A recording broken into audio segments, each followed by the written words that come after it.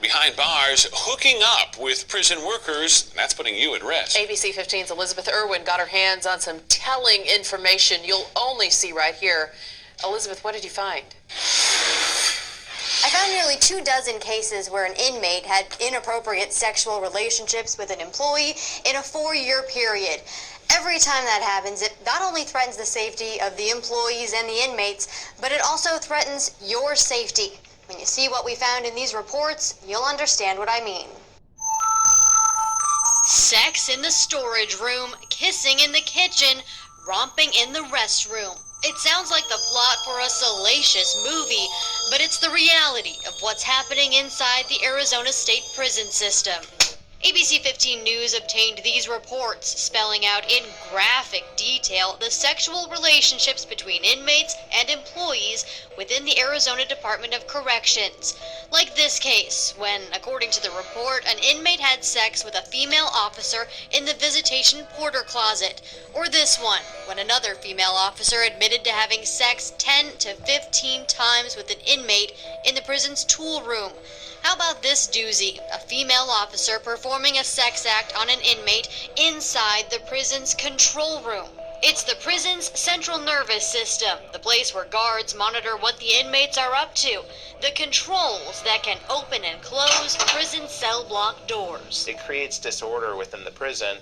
That makes it a dangerous place both for the prisoners and for the guards. Criminal defense attorney Russ Richelsoff spends quite a bit of time with the kind of people who tend to end up behind bars. He says anytime an inmate gets all buddy-buddy with an officer, it's bad news for everyone. Whether it's, sexual favors being traded, contraband being brought in. That's the other problem here. We're not just talking about sex. Oftentimes the employee will bring in banned items for the inmate. Things like marijuana, cigarettes, cell phones. How valuable are cell phones in prison?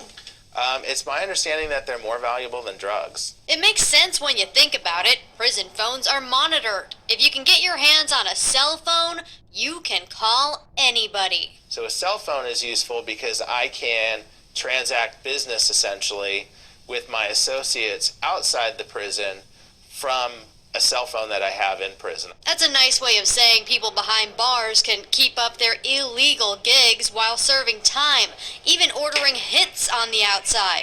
That's a public safety risk. It is a public safety risk. We don't want to have cell phones in prison. It's a huge contraband issue. ADC spokesman Doug Nick agreed to sit down with us to talk about this big problem. There is that line between staff and inmate, and that line should never, ever be crossed. There's even a plaque like this in every prison, reminding employees about that line. Officers in training get at least 16 hours on this subject alone. They have to sign these forms saying they won't cross it, and if they do, it's a felony. And it is punishable, potentially, by prison time. Of the 23 cases we discovered, 10 corrections employees were convicted of a crime. In 12 cases, the county attorney's office decided not to prosecute.